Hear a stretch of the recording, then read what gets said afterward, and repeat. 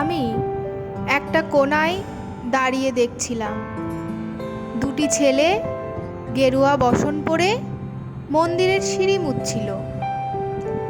এত মন দিয়ে আমি কাউকে সিঁড়ি মুছতে দেখিনি। এত ভালোবাসা দিয়ে আমি কাউকে ধুলো তুলতে দেখিনি।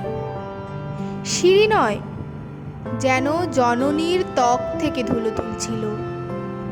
এভাবে কেউ সিঁড়ি থেকে ধুলো মুছতে পারে এ আমি কোথাও দেখিনি। স্থিতপ্রজ্ঞ মহারাজকে জিজ্ঞাসা করলাম, এই ছেলে দুটি কে? মহারাজ মৃদু হেসে বললেন, একজন নিউক্লিয়ার ফিজিসিস্ট, একজন IBM এর 6 লাখ টাকার চাকরি ছেড়ে এখানে এসেছে। সিঁড়ি ধুতে এসেছে। যে সিঁড়ি দিয়ে মানুষ উপরে ওঠে তা যেন পরিষ্কার হয়। মহারাজ চলে গেছেন। সন্ধ্যা নেমে আসছে গঙ্গায়। আমার ভেতরেও নামছে সন্ধ্যা।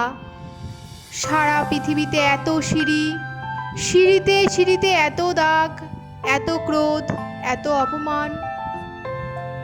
আরতি শুরুর আগে মনে হলো, যে সিঁড়ি মুছতে পারে না সে কোনোদিন মানুষের চোখের জল মুছতে পারবে না।